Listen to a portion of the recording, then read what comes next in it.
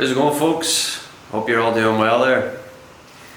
This video is just about my experience thus far here in Shenzhen over the last year. So I've been here and I've been teaching upper primary grades, grade 5 and grade 6. More specifically, teaching them PE soccer. So let's go back to September of last year. So I came here August 2024. I was on campus. School semester, first semester was going to start on September 1st, and I had been here for probably 2 weeks, and I was anticipating waiting for the year with hopes of teaching English rights, to practice my instruction in the class, because let's just take a little step back before all that. So I've been here now in China for over 6 years this year, in March past. First 4 years came here, I was working at a training school, and if any of you guys know or heard about training schools in China, right, they're more focused on game-based teaching, game-based learning, right? Drilling the language, some CCQ to check for meaning. So essentially, it's not the same procedure, right, as you would teach in a primary school, but I definitely would suggest anybody that's thinking about coming to China to first maybe just go to training school even for a year, because I have spoke to people that actually enjoy working at training schools, and then I know people that went to them for a year and then went straight into the primary school. So for me, anyway, I came over here, worked 4 years, first 4 years working at training school, same training school. And to be honest with you, for me, I was getting a little bit, how can I describe, I suppose, pretty much fed up with it. I wanted to venture out and try the primary school setting. So I did, and ended up getting a job here in the Guangdong province,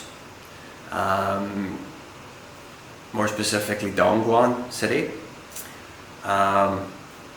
So I went there on my 5th year, and I got a placement at a primary school, and I was teaching 3rd and 5th grade. And those classes that I was teaching, they were English classes. I was an English teacher, and we followed the Our World curriculum. Yeah, I thought it was quite interesting. The materials, I think they were engaging.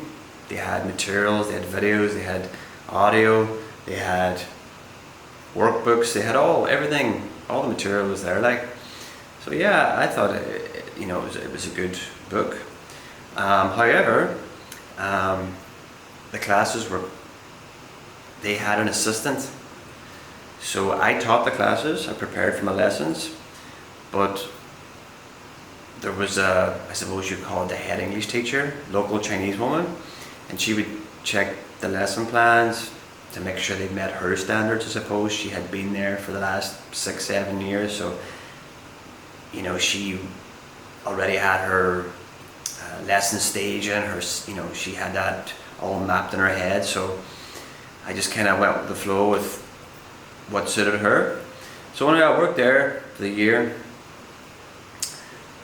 as I was getting into the 2nd semester, I was just thinking, I would like to kind of, have my own freedom, my own lesson plan staging, the activities that I would do. I wanted to be in a position where I could use my full creativity, right? So I knew in the 2nd semester that I'd like to kind of go somewhere else So anyway, I finished up that school. That was my year 5, and then year 6, I had applied to come to Shenzhen here, which is actually not too far from Dongguan. I think it's like, I don't know, 90 kilometers, 70, 80, 90 kilometers away. So they're quite close, I suppose, in proximity. So I lined up for an interview. I just cut everything short here. Everything was good. Came down to Shenzhen. Stayed on campus. They have campus here. They have dorms for the staff and the teachers. So I came here around August. This first semester was going to start on September 1st. So I'd been here, I think actually I might have been here at the end of July. I think it was like the last week in July. So they usually have you come in about a week before the kids come back. So whenever I went into the offices, I had been speaking with the head teacher in there, and it turned out that my position was going to be a PE teacher. Essentially take the kids out and, you know, converse with them in English, and you know, they didn't really give me any breakdown really. They just basically said take them out for physical exercise, but of course have those conversational dialogue with them, right? So this was literally like 2 or 3 days before the kids were coming back. Actually, it was the Friday weekend before the kids were going to come back on the Monday that they says this is the position that you're doing. So all my hopes of, you know, focusing on teaching English with my creativity, you know, trying different instruction in the classroom, that kind of was pushed to the side, right? So then I had been speaking to somebody that was working here at the school, a guy from the UK, and he told me that there was a guy here prior, and he taught rugby to the kids. He chose a specific sport, and he taught that for the first and second semester. So that got me thinking at the weekend. I was like, you know, do I just, like, you know, maybe 1 week I'll do like, you know, sprinting, skipping, and just different activities like that, like basically random activities, right? Or choose something that's more focused, where I can give them prerequisite skills and build up. So for me initially I just thought football. For some reason I just thought football, so I went with football. I thought I would test out to see how things go for the first week. Again, I had grade 5 and grade 6. I had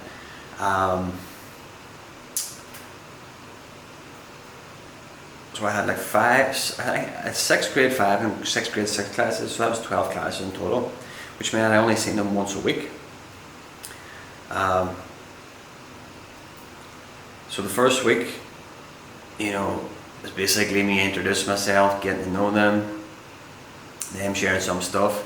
I did notice though their English was very, very weak. It wasn't great, like, because I would ask them very basic questions, and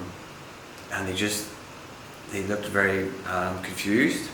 Just very general questions that, you know, that you would ask, like, what do you do at the weekend? You know, what's your favorite pet or something like that. Just very simple questions like that. A lot of kids were quite hesitant to answer, and they would kind of give that look, oh, I don't, as if I don't understand that type of question. So anyway, that was the first week, and then came to the weekend. I thought, right, do I really want to, like, just take the kids out, and, you know, maybe this week we'll do dribbling, the next week we'll do like passing practice, shooting, so on. So I thought, why don't I try to, like, still try to build a curriculum and practice my instruction at the same time, take them outside, right, for their exercise. So I did. I designed first semester 2 units. First unit was dribbling. Second unit I think was passing. So the idea was to have them in class, teach them some laws of football. Like for example, what is it? The law of football number 1, the field of play. So the start of class, maybe I'd say to them, right, well, what's this? Try to elicit the pitch, right, or the field, and then basically give them the definition and CCQ it. And so I would introduce, 1 or 2 game rules for every in-class lesson to get it for some input, right, and then I would teach them some general vocabulary, that they would see quite often outside, like cones, football, pitch, goal, and so on. So this, again, for me, there was no materials given, so for me it was just the whole kind of feeling out process. But that was the plan, to teach in class, to follow the PPP model, and take them out the following week. So it was going to be 1 lesson in class, and then the next week they can apply the skill. Let's say, for example, unit 1, they were learning about dribbling with the inside, outside, different parts of the foot. So then the following week they would know the skill of dribbling, right, and then they would practice it. Just looking back now, I think more at the beginning for me, it was more about in class. It was more about introducing, just giving them input, like letting them watch short little video clips of maybe somebody dribbling, the soccer rules, the laws of football. I think there's like 17 laws of football, so I would share like 1 or 2 each lesson, and then CCQ it. And again, just some general vocabulary, and then we'd have some task types, match the word to the match the word to the picture, right? Just your general activities that you would have, after the presentation stage. And it was just a feeling out process for me. But then when we got our winter break, I thought, well, I really want to tune this up, and try to give a much more well-polished instruction for the PP model. So I thought, right, I want to teach them 4 phrases for each lesson. So unit 3 and unit 4 was the plan for semester 2. Unit 3 was shooting and scoring, and unit 4 was gameplay. So that's just basically using strategies outside, and a lot of gameplay, more about the gameplay and using the language, unit 4. So the plan was, there was 3 lessons in each unit, so 4 phrases per lesson, 3 4s are 12, so in 1 unit, that's what, 4, 6, 8, 12. So 1 unit, that's 12. Right, 4, 8, 12, 12. And then at the end of the unit, we'll say lesson 4, I would choose like a final task or whatever it was. So one of the tasks was a poem, and I would have them stand up in groups, and they would be creative with it, and they would, optionally for the weaker ones, they could look at the poem that I gave them at the beginning of the unit, but they were encouraged to try to practice at home, and then on the day of the poem recital, not to use the paper. But it's fine, it's very flexible. So I had a much more rigorous plan when I came back for second semester. I had me 4 phrases per lesson. So for example, aim for the corner, try again, nice shot, things of that nature. And I still used the PP model, However, in the second semester, grade 6, because it was their final year, I think their English teacher not just their English teacher, it was more exam based, right? Because they were ready to transition into their middle school. It was their last year in primary school, right? So I was only focused on grade 5 in the second semester, and I had them not one class but 2 classes per week. So I had to see them twice a week. So that would allow me to, so 2 40-minute classes, that would allow me much better time to go through the PPP instruction. So in the first class, I would get as far as the presentation where, I present the target phrases, check understanding. And then on the second lesson, we would do the practice and various task types that go with that and wrap up the class accordingly. And then when we went outside the following week, they could apply the phrases that they learned in the classroom in gameplay. And I noticed that they were using the phrases quite confidently. So I was really happy with being able to, still use the PP model and do some teaching instruction as opposed to just taking them out every week. It's always sunny here, so you could just take them out all the time. But I had spoke with the head teacher and told her, listen, I'd rather have them in class where I can teach them, give them some input, check their understanding, do some activities, and then they'll have a much more stronger knowledge base, right, for applying the phrases in the gameplay, which they did show and demonstrate. And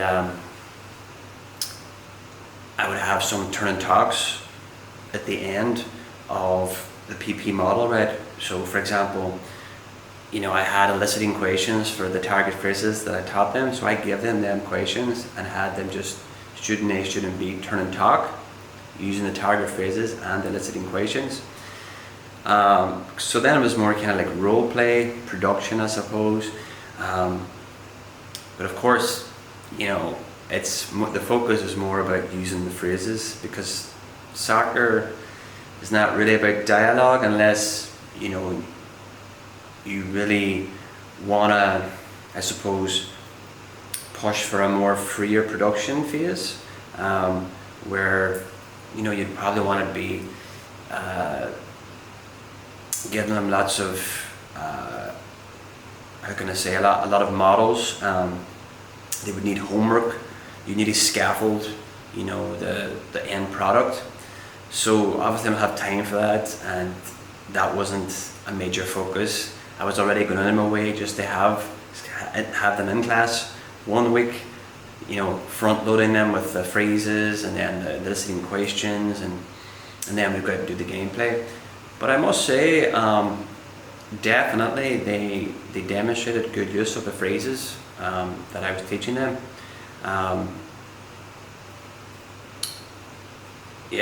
So that's what I'm saying. So looking back in the first semester, because it was so quick turnaround for me to say, okay, John, now you're doing, sport, PE.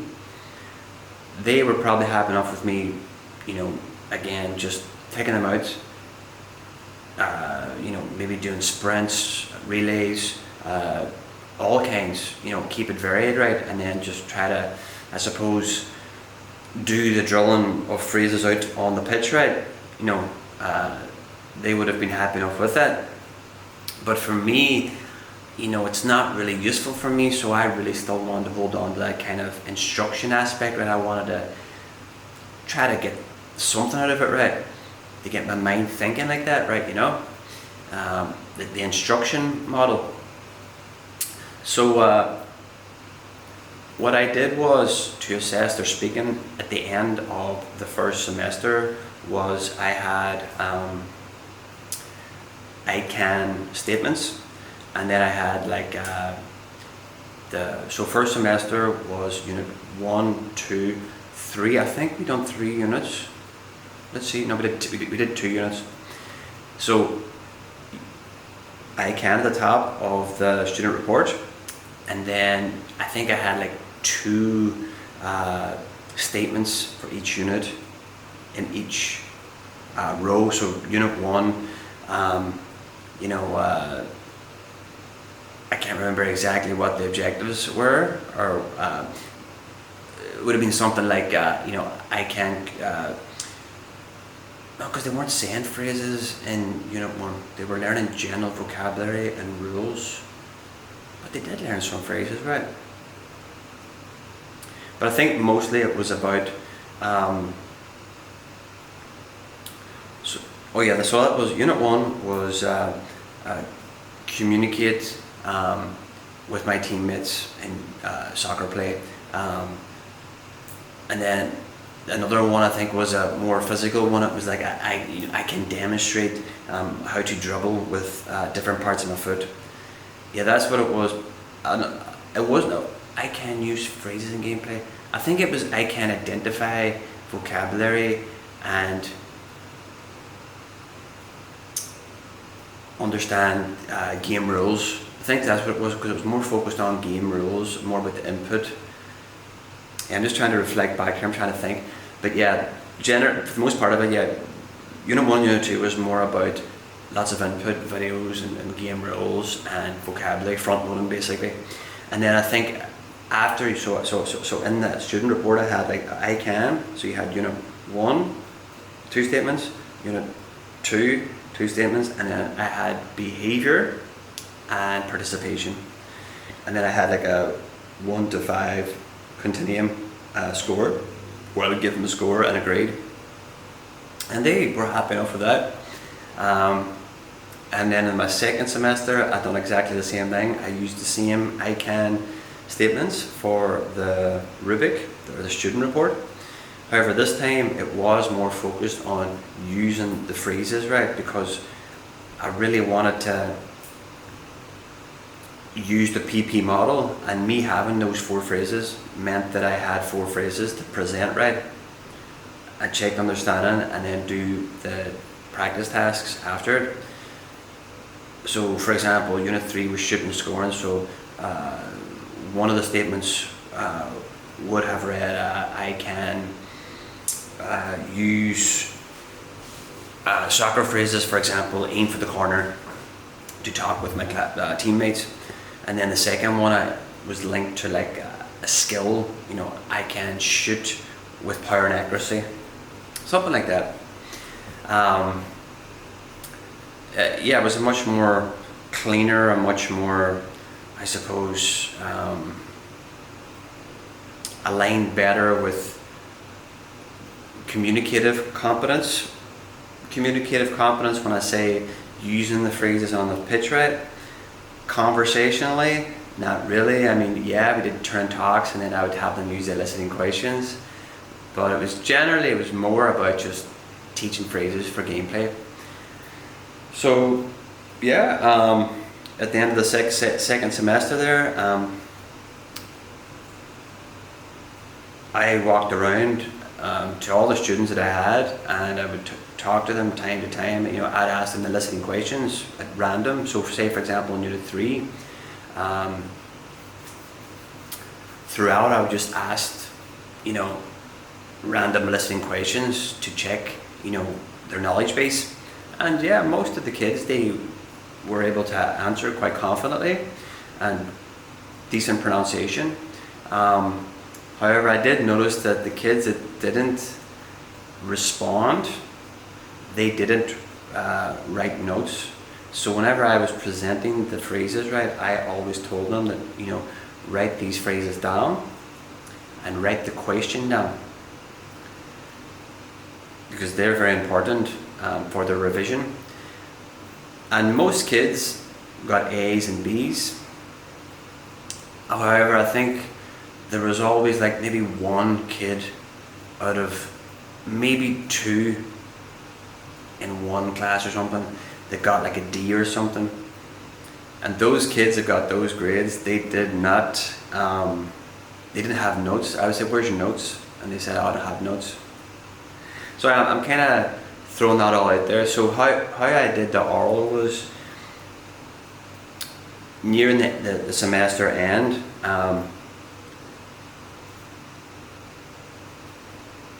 we were finished the 2 units, right? So I had front loaded all the phrases. So unit 3 had 4 phrases per lesson. That's 12 phrases in a unit, and then 12 in unit 4. So what's that? So it's 24 phrases, right?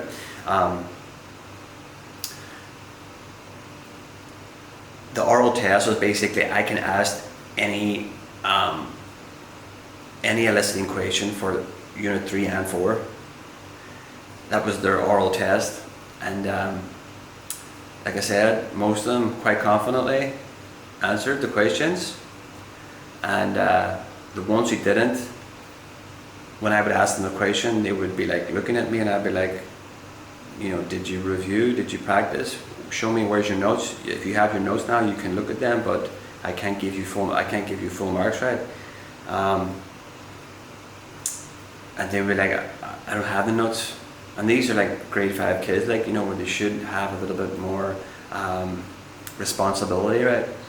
So those kids that didn't perform, which weren't many, they didn't have notes basically. But for the most part of it, most of the kids all got A's and B's. And I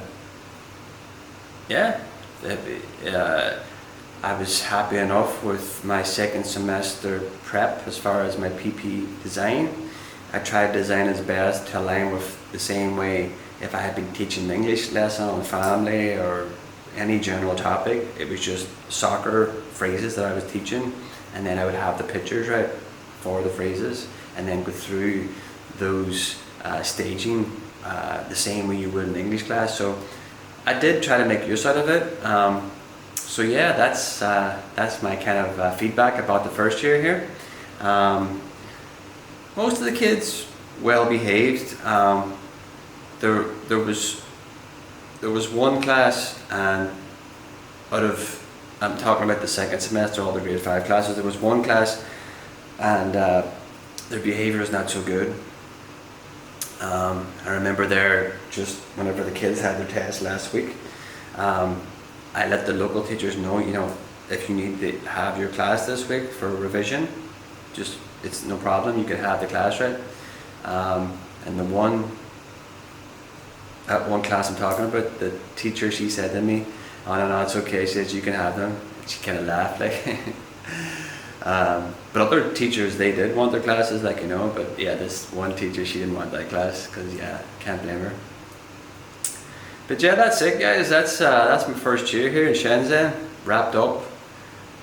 I'm now on the summer holidays. Gonna enjoy it. Hopefully it'll feel long. And I was talking with my head teacher at the school there, and they want me to teach English this time around. So I think it's going to be for grade 5 and grade 6. I think it's going to be the same kind of setup as last time. So grade 5, grade 6 first semester, and then probably grade 5 focus on the second semester. But things change, you just never know. But that's, I think, roughly what's going to happen. So again, hopefully this time around, when I'm teaching English, right, I'll be able to polish my instruction. I can sit here and say, well, I can use a PP model and try to get better at that, or maybe they want me to focus on reading, right? Maybe they want me to focus on writing, because they have their English teachers here locally. So yeah, I really don't know. Right now, basically, from the small talk that I have with the head teacher, I will be teaching English, not taking the kids out this time, which I prefer actually, because I like being outside. The weather here is great. It's just kids get a little bit energy. They get a little bit too much energy outside, and I found myself just,